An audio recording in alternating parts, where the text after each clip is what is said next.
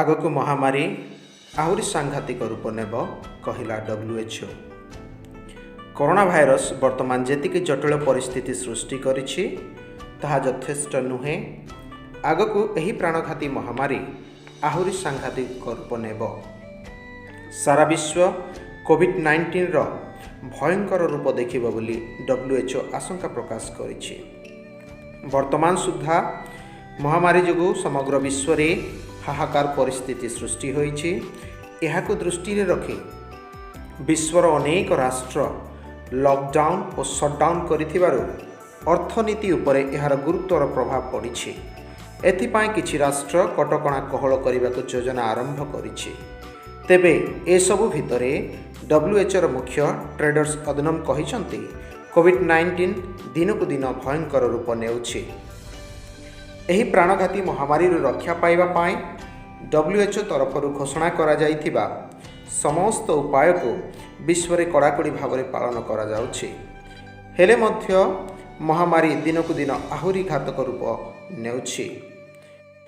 ଭାରତର ସବୁଠାରୁ ସୁରକ୍ଷିତ ଅଞ୍ଚଳ ଭାବରେ ଜଣାଯାଉଥିବା ରାଷ୍ଟ୍ରପତି ଭବନ ମଧ୍ୟ ଭୂତାଣୁ ସଂକ୍ରମଣରୁ ରକ୍ଷା ପାଇପାରିନାହିଁ। ଚିନ୍ତା କରନ୍ତୁ, ଆପଣ ଓ ମୁଁ କେତେ ସୁରକ୍ଷିତ ଅଛୁ? କେଉଁ ଉପାୟ ଅବଲମ୍ବନ କଲେ ଆମ୍ଭେମାନେ ବଞ୍ଚିବା? ଏ ବିଷୟରେ ବାଇବଲ କ'ଣ କୁହେ? ମହାମାରୀ ଏବଂ ମହାମାରୀରୁ ରକ୍ଷା ପାଇବାର ଉପାୟ ବିଷୟରେ ସଦାପ୍ରଭୁ ପୂର୍ବ ସୂଚନା ଦେଇଅଛନ୍ତି। ତାହା ପରୀକ୍ଷା ସିଦ୍ଧ ବିଷୟ। ଏଣୁ ଏହି ଉପାୟ ଅବଲମ୍ବନ କଲେ ନିଶ୍ଚିତ ଭାବରେ ସଫଳତା ମିଳିବ।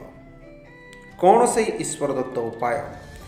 ଦ୍ୱିତୀୟ ବଂଶାବଳୀ ତାର 7 ଅଧ୍ୟାୟ 13 ଏବଂ 14 ପଦ ଅନୁସାରେ ସଦାପ୍ରଭୁ ମହାମାରୀକୁ ଯେତେବେଳେ ଜଗତକୁ ପ୍ରେରଣ କରିବେ, ସେତେବେଳେ ମନୁଷ୍ୟ ଆପଣାକୁ ନମ୍ର କରୁ, ଈଶ୍ୱରଙ୍କ ନିକଟରେ ପ୍ରାର୍ଥନା କରୁ, ଈଶ୍ୱରଙ୍କ ମୁଖ ଅନ୍ୱେଷଣ କରୁ ଏବଂ ଆପଣା ଆପଣା କୁପଥରୁ ଫେରୁ। ଏହା ହେଉଛି ଈଶ୍ୱର ଦତ୍ତ 4ଗୋଟି ଉପାୟ। ପ୍ରଥମ ଉପାୟଟି ହେଲା ନମ୍ର ହେବା। ଏହାର ପ୍ରକୃତ ଅର୍ଥ ହେଲା ଗର୍ବ ଏବଂ ଅହଙ୍କାର ଠାରୁ ଦୂରେଇ ରହିବା। ଗର୍ବ ଏବଂ ଅହଙ୍କାର ବିଷୟରେ ବାଇବଲ କ'ଣ କୁହେ? ମନୁଷ୍ୟର ଗର୍ବ ବଢ଼ିଲେ ତାହାର ବିନାଶ ହୁଏ। ଅହଙ୍କାର ହେଲେ ମନୁଷ୍ୟର ସର୍ବନାଶ ହୁଏ। ଅହଙ୍କାର ଦୃଷ୍ଟିକୁ ସଦାପ୍ରଭୁ ଘୃଣା କରନ୍ତି। ଈଶ୍ୱର ଅହଙ୍କାରୀକୁ ପ୍ରତିରୋଧ କରନ୍ତି, କିନ୍ତୁ ନମ୍ର ଲୋକକୁ ଅନୁଗ୍ରହ କରନ୍ତି। ଆସନ୍ତୁ ଗର୍ବ ଓ ଅହଙ୍କାରକୁ ଆମ ଜୀବନରୁ ଦୂର କରି ଈଶ୍ୱରଙ୍କ ଛାମୁରେ ଆପଣା ଆପଣାକୁ ନମ୍ର କରିବା। ପ୍ରଭୁ ଆମ୍ଭମାନଙ୍କୁ ଅନୁଗ୍ରହ କରି ମହାମାରୀରୁ ରକ୍ଷା କରିବେ। ଦ୍ୱିତୀୟ ଉପାୟ ହେଲା ପ୍ରାର୍ଥନା କରିବା। ଯାତ୍ରା ପୁସ୍ତକ ତାର 23 ଅଧ୍ୟାୟ 25 ପଦରେ ସଦାପ୍ରଭୁ ମୋଶାଙ୍କୁ ଆଦେଶ କରି କହିଲେ, ତୁମ୍ଭେମାନେ ଆପଣମାନଙ୍କ ସଦାପ୍ରଭୁ ପରମେଶ୍ୱରଙ୍କର ସେବା କରିବ। ତହିଁରେ ଆମ୍ଭେ ତୁମ୍ଭମାନଙ୍କ ଅନ୍ନ ଜଳରେ ଆଶୀର୍ବାଦ କରିବା, ପୁଣି ତୁମ୍ଭ ମଧ୍ୟରୁ ରୋଗ ଦୂର କରିବା। ପ୍ରାର୍ଥନା କରନ୍ତୁ। ବିଶ୍ୱାସଯୁକ୍ତ ପ୍ରାର୍ଥନା ରୋଗୀକୁ ରକ୍ଷା କରିବ, ପୁଣି ସଦାପ୍ରଭୁ ତାହାକୁ ଉଠାଇବେ। ସଦାପ୍ରଭୁ କେତେବେଳେ ଓ କାହାର ପ୍ରାର୍ଥନା ଶୁଣନ୍ତି? ଧାର୍ମିକମାନଙ୍କ ବିନତି ପ୍ରତି ସଦାପ୍ରଭୁଙ୍କର କର୍ଣ୍ଣ ଉନ୍ମୁକ୍ତ ଅଛି। ଈଶ୍ୱର ପାପୀମାନଙ୍କ ପ୍ରାର୍ଥନା ଶୁଣନ୍ତି ନାହିଁ, ମାତ୍ର ଯେ କେହି ଈଶ୍ୱର ଭକ୍ତ ହୋଇ ତାହାଙ୍କ ଇଚ୍ଛା ସାଧନ କରେ, ସଦାପ୍ରଭୁ ତାହାଙ୍କ ପ୍ରାର୍ଥନା ଶୁଣନ୍ତି। ତେବେ ଈଶ୍ୱରଙ୍କ ଇଚ୍ଛା କ'ଣ? ଆମ୍ଭମାନଙ୍କ ଜୀବନରେ ଈଶ୍ୱରଙ୍କର 2ଗୋଟି ପ୍ରମୁଖ ଇଚ୍ଛା ହେଲା, ସମସ୍ତେ ଯେପରି ପରିତ୍ରାଣ ଓ ସତ୍ୟ ସମ୍ବନ୍ଧରେ ଜ୍ଞାନ ପ୍ରାପ୍ତ ହୁଅନ୍ତି ଏବଂ ଆମ୍ଭେମାନେ ଯେପରି ପବିତ୍ର ହେବା, ଏହା ଈଶ୍ୱରଙ୍କର ଇଚ୍ଛା। ତେବେ ପବିତ୍ରତାର ସହିତ ପ୍ରଭୁଙ୍କ ଛାମୁରେ ପ୍ରାର୍ଥନା କରନ୍ତୁ। ପ୍ରଭୁ ଆପଣମାନଙ୍କ ପରିବାରରୁ ସମସ୍ତ ରୋଗକୁ ଦୂର କରିବେ। ତୃତୀୟ ଉପାୟଟି ହେଲା ଈଶ୍ୱରଙ୍କ ମୁଖ ଅନ୍ୱେଷଣ କରିବା। ଈଶ୍ୱରଙ୍କ ମୁଖ ଅନ୍ୱେଷଣର ପ୍ରକୃତ ଅର୍ଥ ହେଲା ଏକମାତ୍ର ସତ୍ୟ ଈଶ୍ୱରଙ୍କୁ ଖୋଜିବା। କିଏ ସେ ସତ୍ୟ ଈଶ୍ୱର? ସତ୍ୟର ପ୍ରକୃତ ଅର୍ଥ କ'ଣ? ସତ୍ୟର ପ୍ରକୃତ ଅର୍ଥ ହେଲା ଯାହା ବାସ୍ତବ ଏବଂ କାଳ୍ପନିକ ନୁହେଁ, ଯାହାଙ୍କ ବିଷୟରେ ବିଶ୍ୱ ଇତିହାସରେ ମଧ୍ୟ ଲେଖାଥିବ। ସେ ଅନେକ ଧର୍ମଶାସ୍ତ୍ରରେ ସ୍ଥାନ ପାଇଥିବେ। ତେବେ ସେହି ଏକମାତ୍ର ସତ୍ୟ ଈଶ୍ୱର ହେବେ।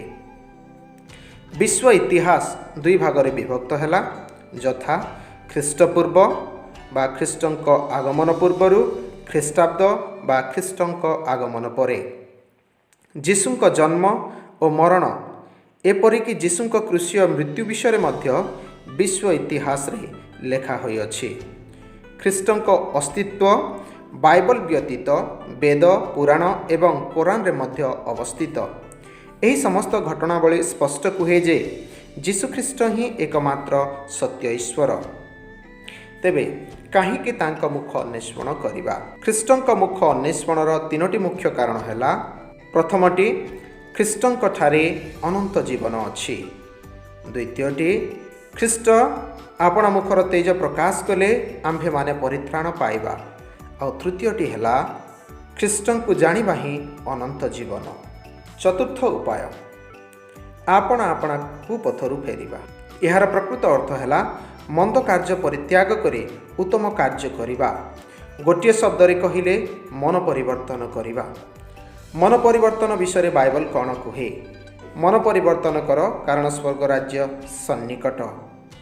ପାପୀମାନେ ମନ ପରିବର୍ତ୍ତନ ନ କଲେ ଅଗ୍ନିକୁଣ୍ଡରେ ବିନଷ୍ଟ ହେବେ।